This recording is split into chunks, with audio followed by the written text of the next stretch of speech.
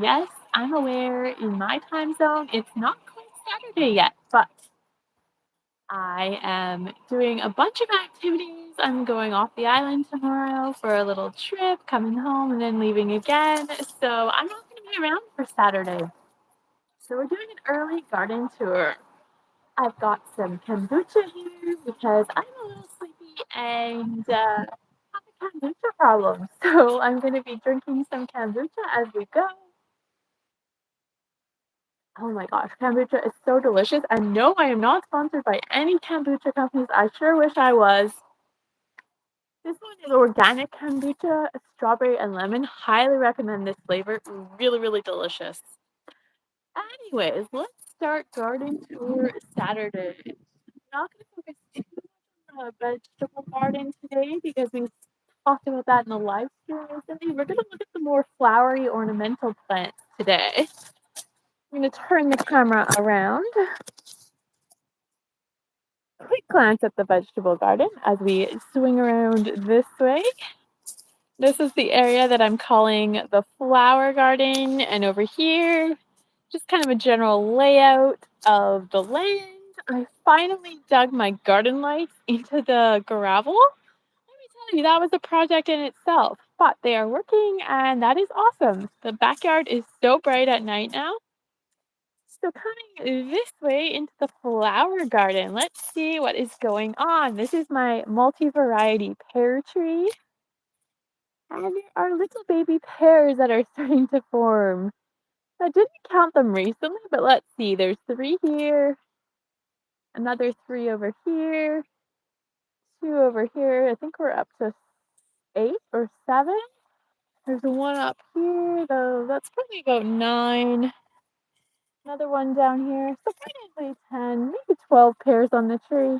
It is the first season, so that's not bad actually. It had about 50 flowers, but I'm okay with 10 or 12 pears. That would be awesome if they ripen. Over here, here's a little blueberry bush. Hasn't really started blooming yet. Little strawberry plant beside it. This is one of my roses. Now, none of my roses are blooming yet. This is one called Europenia. I planted all of these in the fall, winter. And it does have a little rosebud on it, but I've noticed all of my plants are quite behind what most people in my city in their gardens have. Like my mom's roses are blooming already. Hello, Paul. Welcome to my garden tour Saturday. So my plants seem to be behind, but I think it's because they were planted in the winter, so they needed to get roots first. Now that they're starting to get their roots, they're just starting to get flower blossom buds. So it probably won't be too long. This is a mystery melon or squash that was in my milk jug because I planted it out here. It's doing pretty good actually. And coming over here, we have a hebe. This is going to be so gorgeous when it starts to flower. I just love the texture of hebe leaves. They're evergreen. Greetings, Samuel. Welcome. Another strawberry plant. There's a blueberry over here. Coming up this way, these are my 2 containers where I have raspberries. And there's a loganberry in here as well. These were planted this spring in a little video I made, and I put some pansies in there. The pansies are just loving their life in this container. Lucy Poo, welcome. And I have peas growing up this arbutus tree branch and a little, what do we call these? Wind chime, I guess, hanging from there. Peas have still not even flowered. Our weather has been so cold on Vancouver Island. It started out as a warm spring and then it's kind of reverted cold again. So a lot of the plants are really far behind a typical growing season for this time of the year. Thank you so much. This garden is brand new, just constructed this winter spring. I'm going to show you my favorite plant right now is right here. Now, I don't know for certain what this is. This was on the property when I bought it and I moved it, but I think it's either a peony or a dahlia. I'm leaning towards dahlia, but it could be a peony. I'm not 100% certain. But oh my goodness, it's gonna have so many flowers and they're gonna be so pretty. They look like they're gonna be a red or a burgundy color. I cannot wait for them to open up. And look at the foliage. It is just so lush. What a beautiful plant. Coming this way, this is another container beside the other one. There are more. This is my loganberry. Very similar to a raspberry. It's basically a cross between a blackberry and a raspberry. Now, oh dear. Oh shoot. My kombucha fell over. That is tragic. We have more pansies here. Another little wind chime, and this is my Desert King fig tree. I think it only has 2 figs on it right now. It was just planted in the fall. That was the first thing pretty much planted here. And it's doing great, but doesn't have a lot of leaves for some reason. And I have peas growing at the base of my fig tree. I'm hoping they're gonna grow up the branches. And right beside them, there's a little cluster of sunflowers that I planted from seed starting to grow. And at the back of the fence, these spikes are all gladioli. So in a month or two, this is going to be a whole beautiful display of pink and purple gladioli. I think it's going to be just a vibrant pop of color back here. A little mushroom figurine. And here we have, I can't remember, this is either my mermaid lavender iberis or this is my, yeah, I think that's what it is actually. I think this is what this is. It hasn't bloomed yet, but I'm really looking forward to what it looks like when it starts blooming. Yes, there are fig trees here. I've got another fig tree over here. This is the second one in this corner, and it's got a fig on it. I think only one though. It's brand new to the property, just planted a couple months ago. And over here, these are dahlias that I planted. And the foliage to me looks very similar on this plant than it does to the one over there. So it could be a dahlia. Yes, figs are quite a popular fruit. I have another fig tree that I'm not sure I'm going to show it in this video. I was focusing on the backyard, but I have a lovely fig tree in my front yard as well. And coming this way, I have a mystery plant for all of you plant lovers. I'm not 100% certain what this is, and I'd love to identify it. I've narrowed it down to 2 species, and you can give me your vote on which species you think it is. It could be something else, but I have 2 in mind that I think this mystery plant might be. Right over here, this is original to the property, and I have my thoughts that this is either a oak leaf hydrangea or a snowberry. Now, if you can Google those if you're not familiar with them. I wasn't super familiar with them. But let me know what you think this is. I am super curious. I don't really want to pull it out. It's growing on the grass, but this whole yard was redone by the previous owners before I got my hands on it. So I think this is a valuable plant, but I don't know what it is. I don't really want to pull it out because I have a feeling it's going to be beautiful. So I'm probably just going to create a rock border here and put some mulch and keep this plant because I think it's going to be nice. I just hope I'm not nurturing a weed because that might be not so nice. And then over here, this is my California lilac. It's original on this property. I don't know how many years old it is, but it is just about to start flowering. These get beautiful purpley blue flowers and the bees go bananas for them. So they're a great evergreen, drought-tolerant shrub.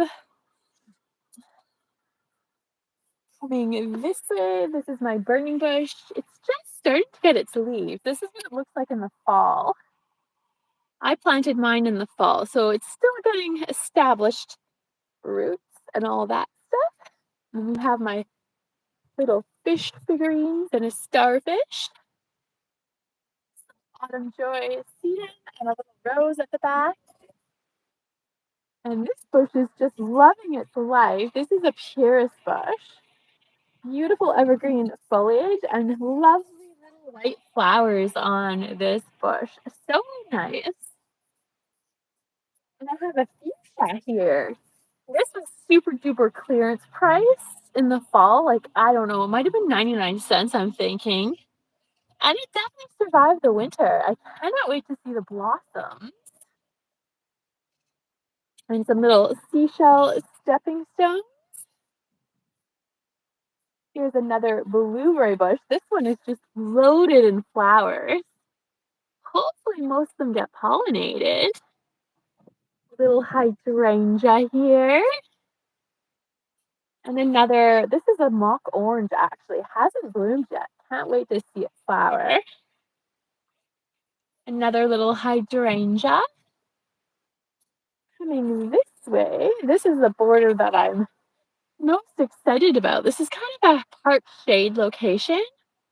And also most of the plants in this region were all cuttings from my parents' garden, and they have the most beautiful foliage colors, all evergreen. These are, oh, the name, Unimis, I think they're called. I can't remember what this one is. Maybe Japanese laurel. Very vibrant colors and grown from cuttings. They're all growing really well. And I did put a hydrangea back here as well as this plant, which I forget the name. It's from my last property. So gorgeous. There's the hydrangea. And these plants all love like sort of semi-park shade kind of location, a little bit more moist soil here. So that is what's going on this border. There's my little merman. I finally put him outside. He's missing a mer lady, but one day maybe a mer lady will join him. Mermaid, I should say. That's what they're called. What zone are you in? I am in a zone 7 to 9, depending on who you ask. I always think of Central Vancouver Island more as a 7-8, but some people say we're a 9. I will show you just a little bit of vegetable garden. I showed it a lot in my live stream recently, so we're not going to take a huge look at that, but there's a few little updates. There's an overview of the vegetable garden. And these are the little watermelon houses that I built for my tiny little, somewhat sad looking watermelons, Sugar Baby. They're doing okay. And I do think they like the protection I created. I added a few more little structures to get the plants a little more warmth because it's been so cold.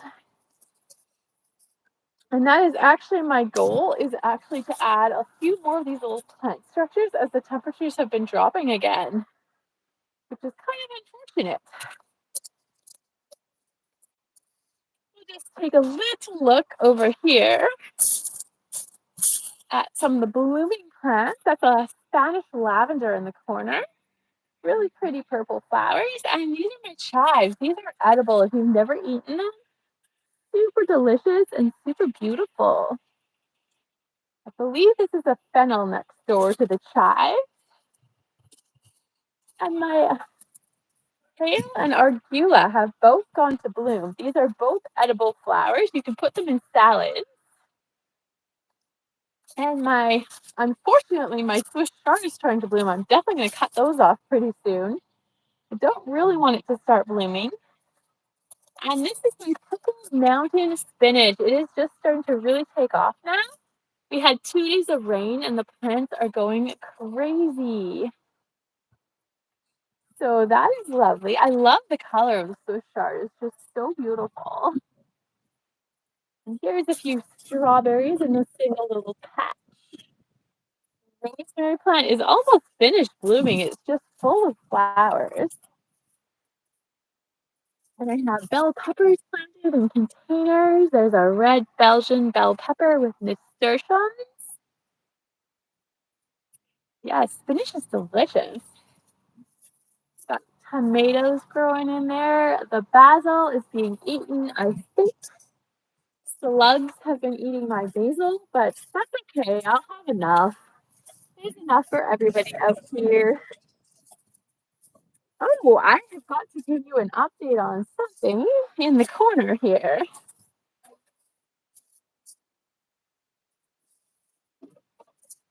And this, I'm just gonna pick it up. I put it in a live stream I did, I want to say it's 2 to 3 weeks ago. I just left the tripod, so I'm gonna put you guys down on my composter. This thing here, I asked you, the YouTube world, recently what you thought this was, and I got quite a few different responses. I asked in Facebook as well. So I'm going to give you guys what some of the responses were. I did a little bit of research into this. This was on the property when I bought it. It's kind of a weird piece of something or other. I haven't fully decided what it is, but I did have suggestions. Some people say this is a grain separator. Some people say it is a seed spacing separator. This is what the back looks like. It's got a serrated edge at the top.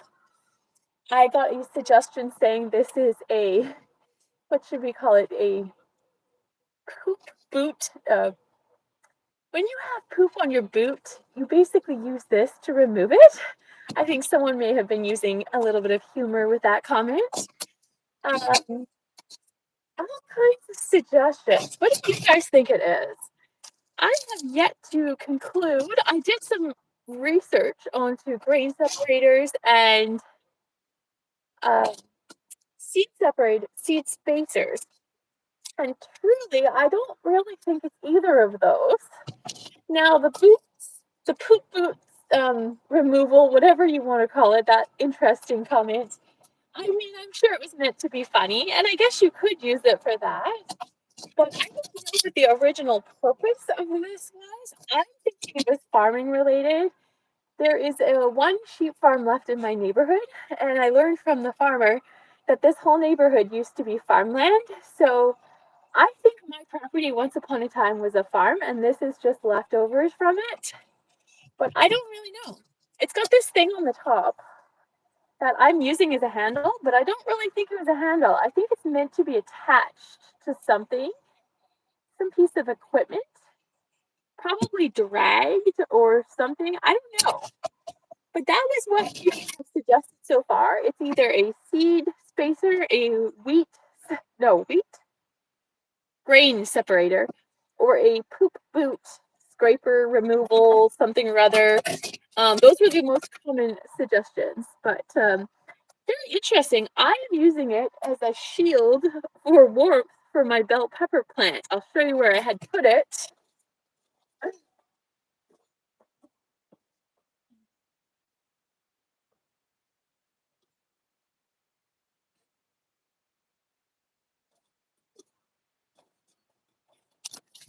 You'll turn the camera around. And this is what I've been doing around my garden since the temperatures have been dropping. I've been creating these little walls for protection and to try to keep a little more warmth in the plants that really prefer warm temperatures. I just noticed this. There's a baby bell pepper here. That is so cute. I didn't know it was growing already. So this does generate some heat for these little bell pepper plants. And my thought is I put stones and rocks around, particularly my watermelons, to generate heat. I'm going to go back to the beach sometime in the next little while and collect a bunch more larger stones to place around some of the plants that really like heat. Because the temperatures are cooler, I think it's the best bet for success with these plants. Ground leveler. Now that's an interesting concept. I don't know. It could be. Have to look into that one. Those are the beautiful Spanish lavender blooms. Just love the color.